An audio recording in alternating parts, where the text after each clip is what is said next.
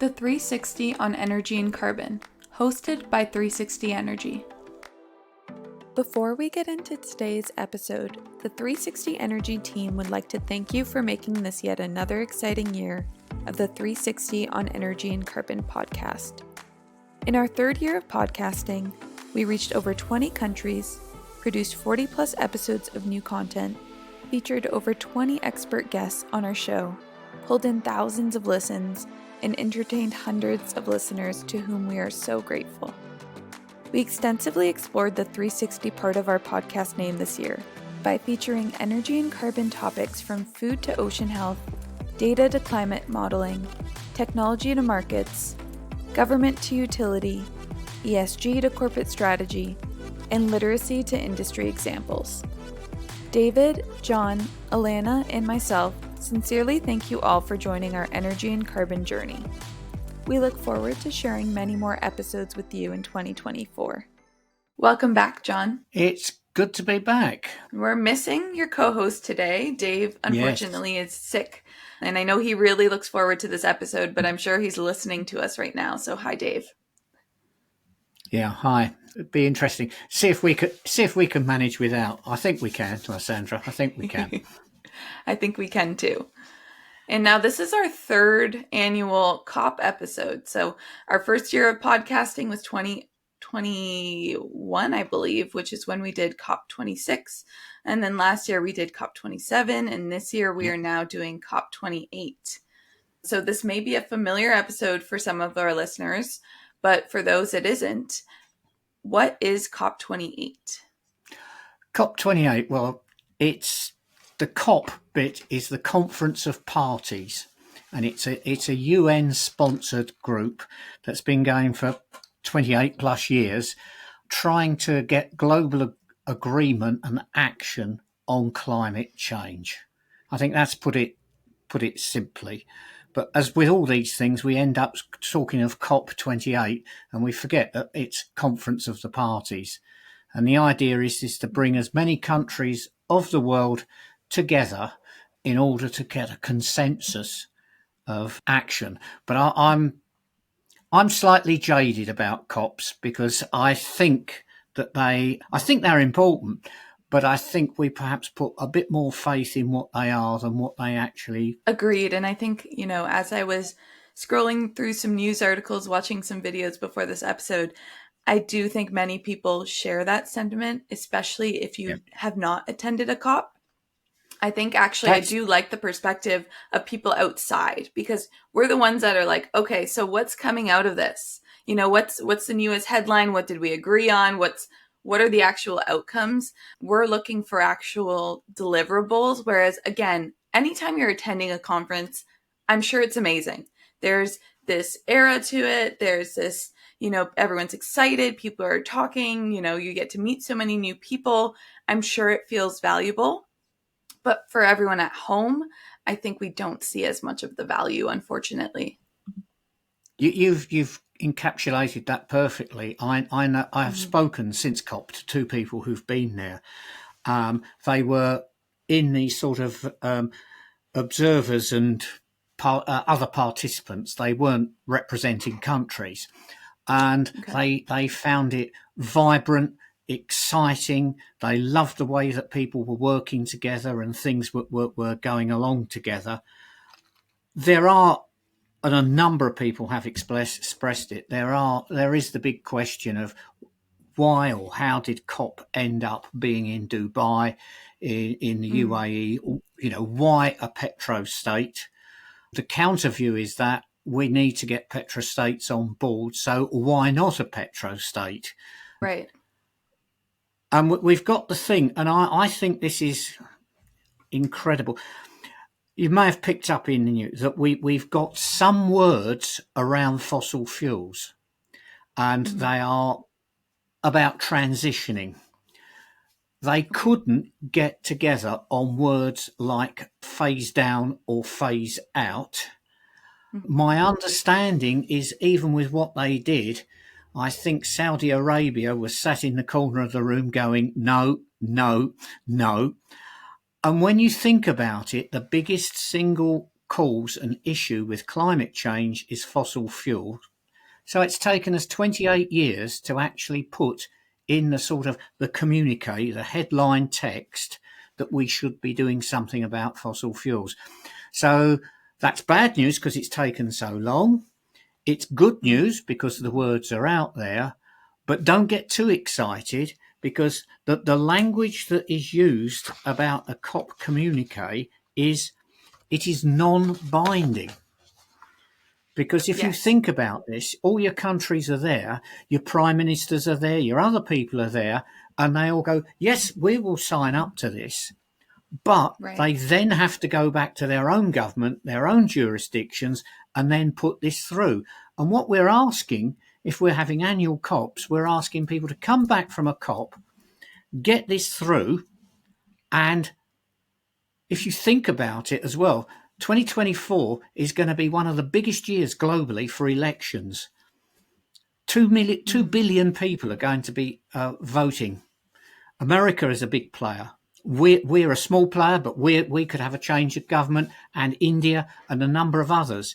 And you do wonder, I'd like to think that climate change becomes a significant issue in an election. But on the other hand, trying to please the local voters and things like that, it might not be. So how much will have got ratified at a country level or a provincial level, whatever, by the time we have the next COP, I think is going to be interesting. It's really a show at the end of the day. It's like they're on the cameras, they're all smiling, hugging, shaking hands, and we get these great headlines. And then it's like next year, revised targets. This is actually the new target that we're going for, and it's much less than what they originally promised. Yeah. Another comment, if you've seen the photographs, there is an element of racial diversity, but there isn't much gender diversity in all those people who are in the photograph, you know. Yeah. So I noticed, especially the big photo, I was kind of, you know, usually with these sort of events, especially lately, there's usually a good mix nowadays. But I think I was like very surprised. And again, given the circumstances, maybe things were different this year, but it was definitely very interesting. Well, what I'd like to do is I'd like to share with you. We'll always try to find out some interesting things or some figures. And I thought to myself, let's have a look at various figures that have cropped up during this. So wait for this. You know, you need to take notes. No, I'll take notes. The number of attendees this year at COP was 97,000. Think on that, 97,000. COP27 only had 46,000. So this COP28 is by far the largest meeting of people under the COP headline there's ever been. Okay, so now let's take out another part of that. Of those 97,000 people, 2,456 of them were fossil fuel lobbyists. And they, as a group, outnumbered nearly every individual country delegation. So that becomes interesting. Another side issue on this, and we can get it. Do you know you can get a delegate list for COP? You can actually download the delegate list of the 96,000 or 97,000 people. So you can have a look at your country and see who was represented, who went there. So that's quite interesting. That is.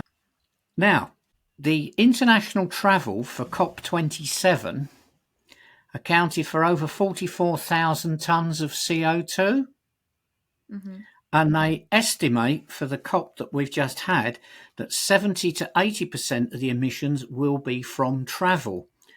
Now, given we've got double the number of people, we're probably going to have double the number of emissions.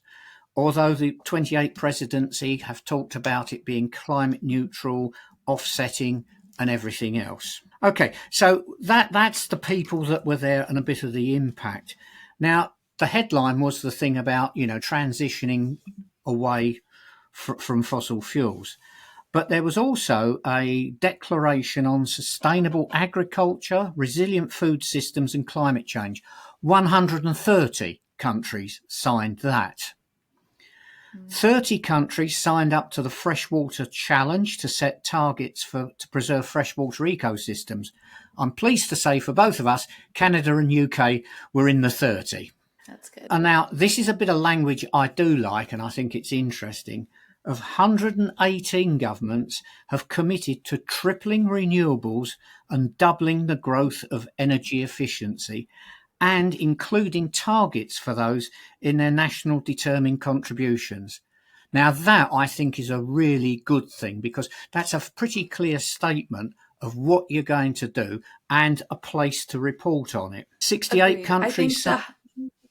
Go on. No, I Oh, think the highlight for making it energy efficient also, again, it goes back to the kilowatt hour we don't use, right? Yes. So the energy efficiency did surprise me. I think a lot of times with these conferences, maybe we do focus a lot on maybe technologies and what we're using rather than the other side of it, which is, okay, let's just try to use less energy. I think that it is so true. And I think one of the things that comes out of this as well with this COP, there's got to be a global stock take that's being undertaken in terms of emissions. And so we are beginning to ramp up. Being honest, there's some good things there, but they are possibly 10 years later than they should have been. Okay, what else have we got? We've got the Global Cooling Pledge to reduce emissions from cooling by 68%. 60 countries signed up for that. 39 countries have endorsed the UAE Hydrogen Declaration of Intent, which is a certification standard for hydrogen. Now, another little interesting one.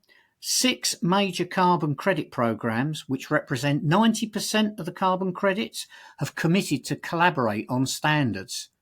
So that is positive. But now let's go for some other figures. If we're going to get the limit of 1.5 degrees C, GHG emissions in 2030 have got to fall 43% below the 1990 level. And here's where one of the big issues comes out of COP, because the things have been late. There is a big issue on scaling. How can we scale up at the levels we need to? So what sort of scaling up are we talking about? We're talking annual deployment needs to exceed for wind 25%,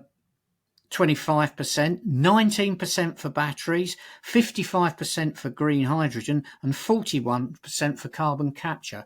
These are massive steps forward that have got to be maintained year on year. And it's suggesting that in 2030, the demand for green technologies could generate $12 trillion in yearly revenues. So there's money to be made somewhere in this. Also, whilst we're on the money, it would be wrong not to mention that there's the development of the sort of loss fund, loss and damage fund, which is a sort of form of compensation to the underdeveloped countries and some of whom are suffering most from climate change. So yes, so there we go on that. So that is quite a chunk of people. Oh, whilst we're kicking the numbers around, out of the 97,000, just out of interest, nearly 4,000 of those were from the media. Wow. So we should have got a lot of good reporting on that. The United Nations I will say, I did see a lot of reporting. Yeah? I saw a lot of reporting for sure. Yeah, there will be. Did you notice, and I think a lot of people will notice, the reporting depended on what the organisation was that were reporting it. So what they choose to report. Just as a bit of background as well, the United Nations Secretariat, they were about 1,500 people out of the whole lot. So, so lots and lots of people there. And as we know, trying to get decisions. Now, this is a thing I think we've said before, and we ought to say again. When you've got 195 parties all trying to agree on something, are they going to agree on the highest or the lowest? You're going to end up, it's a sort of form of almost like a Dutch auction. You're going to start off by saying, shall we do this up here? And you'll get 10, 20 countries will go, yeah, we'll do that. And then they go, no, we've got to get more on board. So you start bringing it down, down, down, or you start at a really ridiculous level and everybody signs up, and then you start ramping it up till you start getting a drop off, and then you go, right, we've got it. We've got 95% of the parties that are agreeing.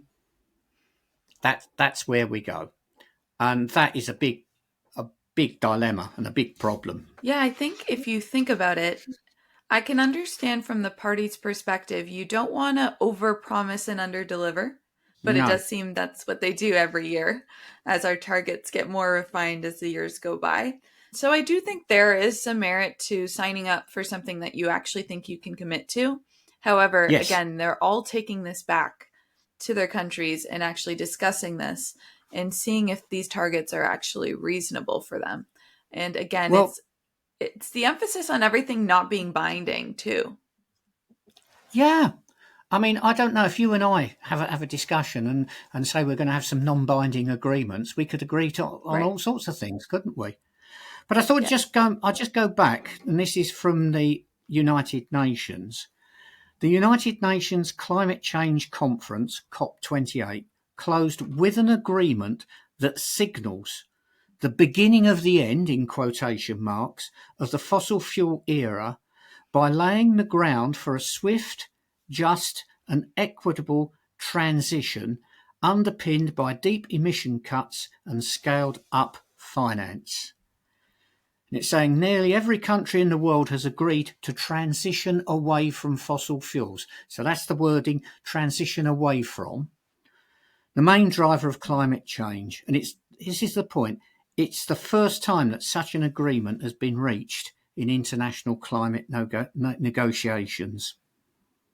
And also included in the commitment is the first global stocktake, and that is of how countries can accelerate action to meet the goals of the Paris Agreement, which of course is a previous one. So that's what it is. And I mean, the final text more strongly called on nations to take a variety of actions to reduce emissions. It also stated the intention of accelerating and substantially reducing non-CO2 emissions globally, in particular methane emissions by Yes. 2030. Well, of course, if we phase out natural gas, we will phase out a big chunk of our methane emissions because a lot of them are leakages from natural gas systems. Did you So, find the emphasis on methane? I found it very prominent. I don't know if it was just what I saw. And I find it a little interesting that methane's the focus when we're now in an oil and gas heavy industry. okay, let's be clear. Methane, for one thing, the US have been quite keen on methane reduction, and there's been a number of Mhm. programs there. Yeah, quite a lot of methane actually comes from landfill waste sites and other forms of generation of it. It's not all just leakage. It's a slightly more potent gas in some ways, but it doesn't last as long, which is a good news thing. But it's here's where we get the problem, isn't it? Because we're saying, yeah, we should do something about energy, which actually means reducing carbon-based CO2 type emissions. But we've got to Yes, bear in mind there are many other non-carbon emissions that are of course. infinitely more powerful in global warming terms. The good news is there's relatively small amounts of them being emitted. But I think Mhm. to be comprehensive, we've got to hit the whole lot. Yes. Agreed. I think for me, it was more, the main emissions that we typically talk about, especially when we think of oil and gas. I don't know if it just wasn't reported on as much, but I just found it Yeah. interesting being that, this COP was hosted in the UAE. Why wasn't it Yeah. discussed? And was it just not discussed on purpose? Well, I think as well is that, and I'll go for it. Sometimes, let's have a look at methane. It's a bit of a distraction away from it's something else to do. Exactly. I think you shared with me on LinkedIn before this short interview with George Monbiot, who is quite a radical campaigner on climate change in this country. And I did like a couple of things he said. One of the serious ones was that it's all very well building wind farms and solar farms, but for each one Mhm. of those, you should be retiring fossil fuels. You should be making sure. But what was that thing he said? Where we are at the moment, it's like we're supposed to be on a diet. we're eating lots of big cream cakes and burgers and everything else, but we're saying it's okay because I'm eating salads as well. Yeah. Yeah, it's a bit of an extreme view of it. He is quite outspoken, but you come down to the bottom of it. I think I've followed him for some time, and I think he's one of a number of campaigners and reporters in the field who the frustration in the lack of movement is getting to them. And, what do you do? It's why we get these things like Extinction Rebellion and Just Stop Oil and these extreme movements. And I think they have come about because people aren't seeing governments move the dial. But we know that many businesses are. Now, this was the thing that did strike me. We've been talking in our podcasts and that about, energy transition, Yes. how we're going to do it. Lots of people are already engaged in an energy transition and arguably saying, we're going to transition away. It's really coming up behind where the leaders are, and people are moving forward on the energy transition. There are interesting things happen. The petrostates, I don't know if you picked this up, and this did come out during COP28, they're buying lots of potential nature-based carbon offsets because, and there's part of me thinks to myself, isn't this good? I can be there as a petrostate Right. and I can go, here, have this oil. And by the way, I can sell you an offset. And that's brilliant because I sell you oil and I sell you an offset. It's very Am smart I being too business cynical? decisions. It's very smart on their end. Yeah. And to be fair, we talk of transition. If you have an economy that is totally based on fossil fuel and you are living a very, very high lifestyle, as many of the people in the petrostates are, how are you going to secure the future economy of your country? You have got to do a transition. You can't do a cliff edge transition. We know that for many reasons you can't do a cliff edge. So it's got to be a sloping transition. So now the big argument's going to be about how speedy is that slope. Yeah, I'm also curious, that we go back to the 1.5 degrees Celsius warming target that we're hoping to achieve by 2030. Yeah. I believe during this COP28 time, they discussed that we are well below reaching that target. And being that we're about 6 years away, I am curious on how we're going to get there. Aren't we all? I've said this on previous podcasts. I believe our current government in the UK is, should we say, lessening its intent. It's doing it in quite a clever political way. It's saying, no, we're not shifting the 2050 target. No, we're still going for that. But we think that there are better ways of getting there. And a lot of that is, we know, don't we, that we're going to hurt somewhere if we're going to get down to net zero. It is going to cost. Yep. But we've talked about this before. What's it going to cost us in the longer term if we don't get there? And this is there's a whole economic model theory about what's more important to you, $10 today or $20 in the future. Right. And most people go for the $10 today because they think, I can get my hands on it. I know where it is. Whereas if you choose the timescale, right, the $20 in the future is worth much more than it would be if you got it today. But people don't want to defer it. And so we are, as a society, much more of instant gratification. But I think equally, where we are, and I think a model that we've got to break, is that there are a lot of people who are committed to the concept of net zero, but they don't want it to hurt. Now, we've said in our podcast, and we believe it and we think it's true, net zero is a business opportunity. It is an opportunity for improving a lot of things. And probably it's better for you if you get into it now rather than later. But it is also equally possible. I don't know if you've picked up, there are a number of jurisdictions where the reporting has gone, is becoming negative against heat pumps, because heat pumps are seen as a very good solution for heating. I think it was Gary in our podcast with him was saying the world has to be electric. We have to do everything through electricity. Right. Now, here's the thing. If governments really mean what they mean, and they want everybody domestically to have a heat pump in countries like the UK where we've got a lot of heating demand, what do? Do they get us to pay for it? Because we're going to, at the moment, I've got a relatively modern gas-fired condensing boiler. Quite efficient. I work it well. It's got probably another 10 years life in it. Why would I rush out and spend 20, 30, 40,000 pounds on changing my heating system? Because the problem is heat pumps, we have radiators for domestic heating typically. Heat pumps work brilliantly with underfloor heating and different types of system. So we've got all of that. If a government really wanted to, could they not provide more support?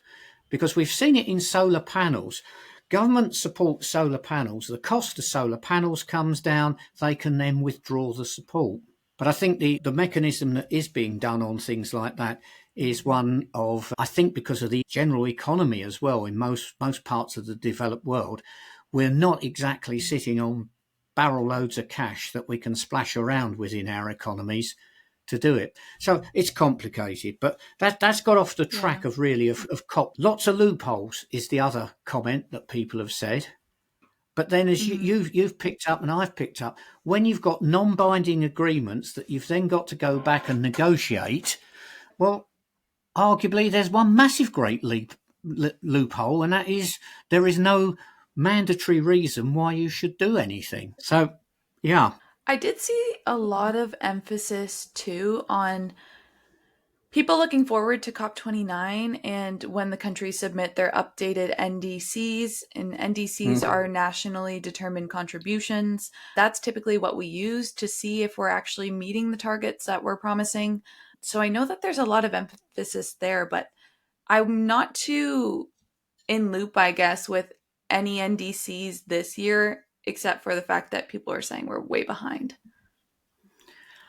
Yeah, and then we've got an interesting one, haven't we? We could do a whole session on, I wonder how accurate they are. In theory, they ought to be quite I am too. I am, because we know at an individual energy user level, for example, quality of data can be highly questionable. But I guess when you're doing an NDC, you're going back to the major oil companies, generators, other people like that. You're going back to the supply side measurement of it. At least I hope we are. Something we ought to look at. Something we ought to look at some point. But we also know, and I know this particularly from doing assurance work, you could get a variation in an NDC of 5, 10, should we say, purposefully manipulating the data, but being careful about how you put it together. What conversion factors do you use? How do you measure something? And then this is interesting because then we get buried in the minutiae of how we're measuring it, and we're forgetting all the time we're arguing about measuring it, we're not doing things. And I have a theory or a practice that I've used in consultancy work, which is it important to, when you can't measure something, but there's something really obvious you should be doing, shouldn't you be doing the really obvious thing? Admittedly, you won't then be able to go, oh, that's how effective it was. But if you know that it's going to be effective, why not get on with it and worry about refined data later? It's a bit of not our normal approach to things, but if we wait, try this. If we wait for all our governments to come up with hard agreed targets that are going to be over the next 5 to 10 years, and we also wait for there being the highest audit quality data available to show what's going on, you're at 2030. Well, as we're talking, I'm kind of searching it up because I'm curious, when are they required to report and what are they doing? It seems like all countries that were involved in the Paris Agreement, except for the small island developing states, are required to submit their first reporting by December 31st, 2024, and every 2 Yeah. years after that. So Yeah. I think we'll have some exciting things to talk about next year. Oh, I think we will. I've been doing this longer than you have, as we both know, and I cannot get over how, if you look back on it, we had warnings on the impact of climate change, certainly in the 70s. There are suggestions that there were even papers written in the early days of the Industrial Revolution saying that all the smoke and coal dust and other things could have, a detrimental effect on the environment. So the idea that energy use can be environmentally detrimental is not new. And yet, is it because it's such a big problem that if you keep putting it off, maybe it'll sort itself out? I don't think so. It was interesting. I had some friends over at the weekend, and they've got a daughter, Kaylee, who's just turned 18.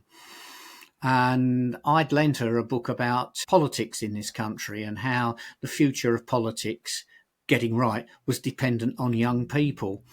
And I realised at one point I was giving her a really hard time because I was saying, it looks as if my generation and the ones are, some of us, we haven't really done the best job in getting things done in terms of politics, in terms of the world, in terms of the climate. And this is where little Greta Thunberg comes from with all of her outrage. You can understand it at one level. She tends to forget that some people have been trying, but overall we haven't moved the dial. And it's massively incumbent on young people to do something. But then I was just thinking, I'm saying that, and then I'm thinking, 2030, 6 years away-ish. Okay, yes. So Kaylee at 18, she will be going into the workplace. She will be able to do something. She will be able to make an impact. And I think that's what's got to happen. Agreed, for sure. And I mean, we've talked about that quite a bit of what employees expect of their employers, especially in relation to climate change. I do think there will be more demands. Like, I even think of basic level things that, we assume all companies are doing by now, but some are not. Things like recycling. Like, if you really just go back to the basics, right? How can we Yeah. do little things day to day? Are we certain that, are you certain the company you work for is recycling everything, or are they dumping it in a landfill? How do you know? Like, asking those fundamental questions of things that you are able to control, things that you see in your day to day. I think that's really Yeah. important as well. You're right there, because although we, by nature of who we are and what we are, we try to focus on energy, an slightly alternative approach on sustainability is to think about resources that you use, because Yes. every resource that you use has some kind of impact. It may be a raw material, it may be energy and whatever. And, I am a great fan of the circular economy concepts that are growing. And I think we've got to do far more about that. And that's become one of the interesting arguments with all the batteries we're going to need. Been pointing at people go, oh, how can we keep mining all those minerals? But in fact, we will reach a point where there can be a circular economy on batteries, and the amount of virgin material we're having to put in is considerably less. So that will change. And, I love energy. It's what I do. It's what I've been about.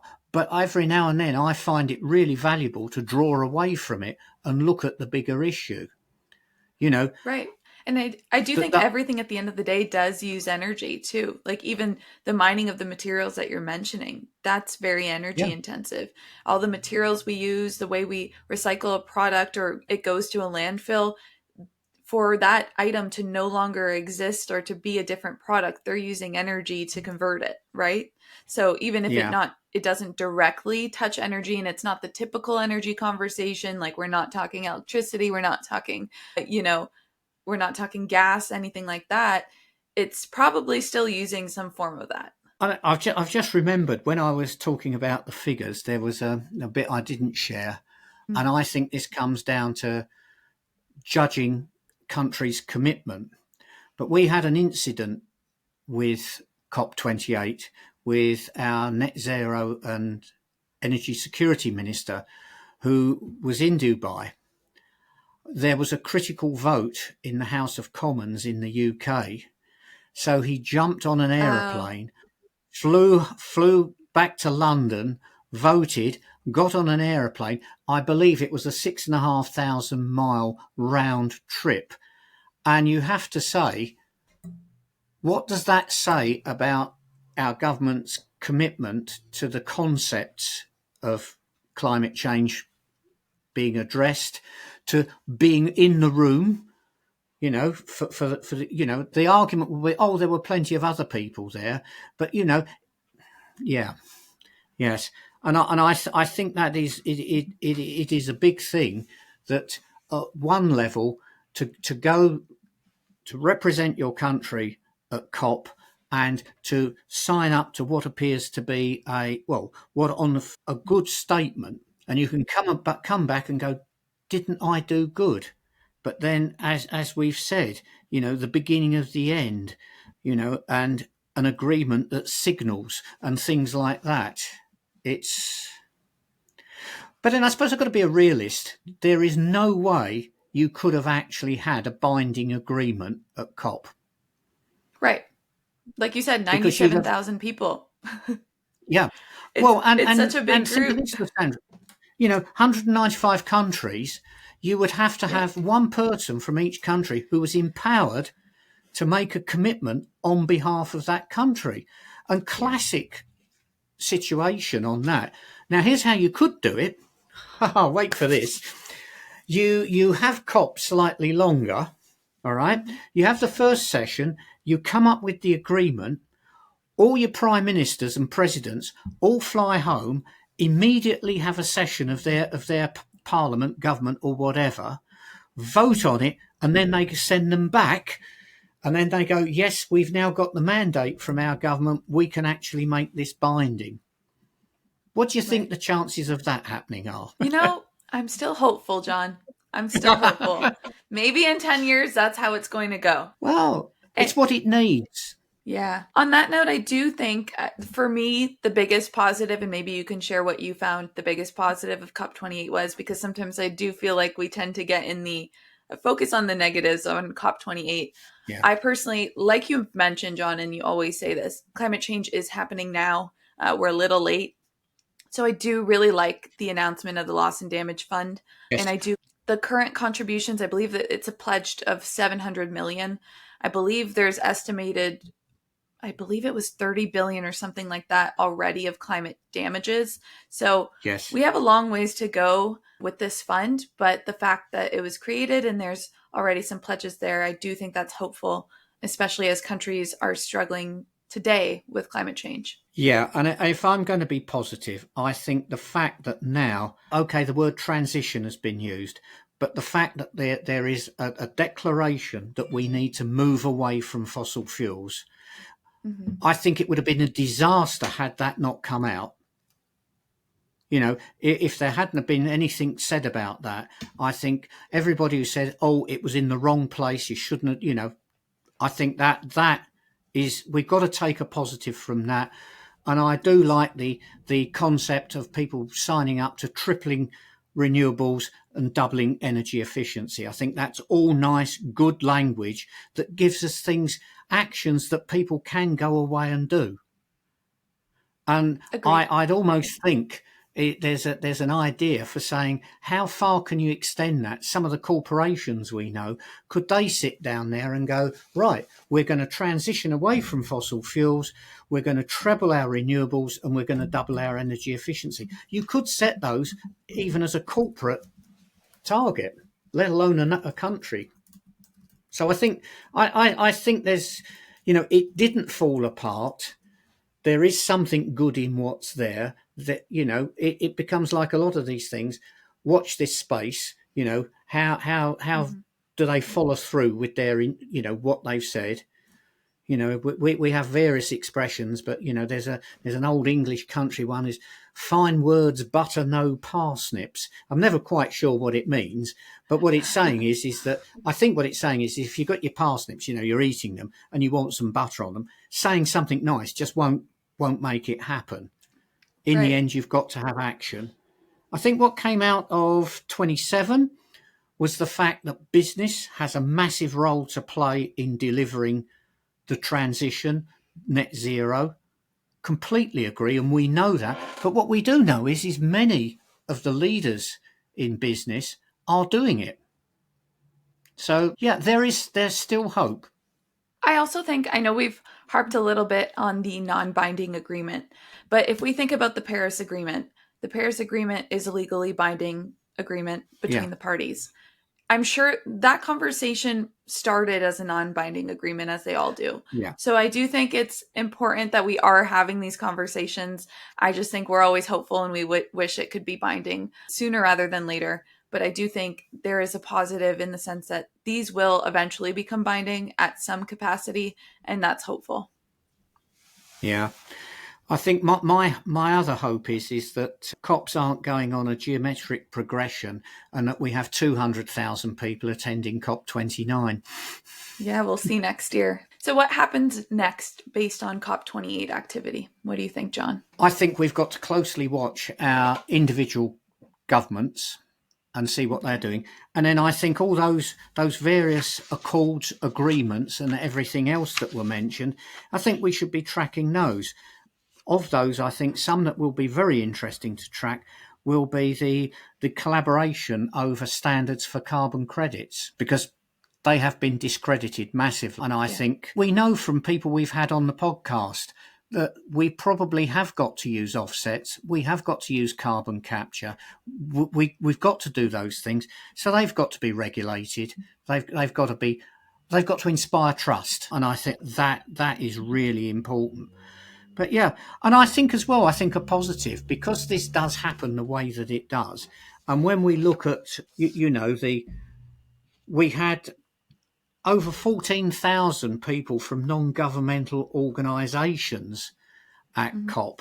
There are going to be a number of people out there who are going to try and hold the active participants, put their feet to the fire, as they say a bit, are going to follow up on them. And I don't think we will have a problem with finding out how people do.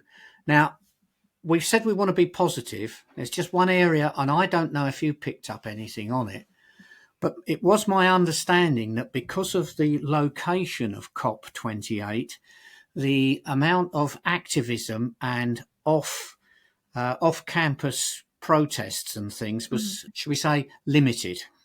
Yeah, I heard they were restricted to areas. They weren't able to mention specific people, companies. Yeah. There are quite a bit of rules with the protesting. Yeah. I think the other thing I'll throw in, being ever so, I'm not being contentious. I'm saying something that I've heard. A number of observers have felt that COP28 was very much a branding opportunity for Dubai. And we've got this far in it, and there was one big negative that we haven't mentioned, and that was the president of COP28 suggesting that there wasn't science to support a transition away from fossil fuels. But despite that, and I suppose this is again the positivity, despite he, as the chairman, saying that, we still got some language in that final communique that said we should be transitioning. Yeah, I saw quite a few articles on him saying that, and I wasn't sure if that came before COP, because I believe then he had addressed those comments later on during COP. What I do think, I know a lot of people don't like that, he was the president of COP. I actually think it's exactly what we need in a way. These are the people we are trying to convince and trying to get to transition. And if they're not involved and not represented, the rest of the world has no idea what they're thinking. That him saying that comment and people picking up on it, we need to realize that the people that are in the oil and gas industry, and I'm not saying everyone thinks like him or agrees with him, but the people in power in his place, similar to him, are going to share similar sentiments, and we need to understand what they're thinking so that we can better communicate to people like that to help them understand the Yeah. energy transition.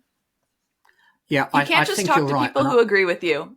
And I think we're both on Well, the same page on that. you can, but it's not gonna make things happen because, as we said, you've Right. got to get a consensus. And I think, yes, I think we can have say there was a positive thing that a communique to transition away from fossil fuels came out from a COP hosted in a petrostate. Yes. And of course, the hosting is quite important because this is something that people miss. The hosting country doesn't just provide the venue, they provide the presidency for the conference. And as we all know, having the presidency of a conference can have a big influence on what goes on and how it happens. Yeah, there were some problems there. I think some of the island nation states felt that they ought to have been able to debate certain elements and things like that. But again, how much can you do in the time that you've got with the people that you're there? Somebody's always, and I'm not saying it's right that those things go wrong, but something's always not going to go quite to plan. Of course. It's okay. They have COP29 next year to make it better. Well, that's what you've got to hope, isn't it? Well, to end off this great episode, what's the biggest takeaway for you, John? What's the biggest takeaway? Well, a COP can give you an awful lot to talk about, and an awful lot of people there talked about it.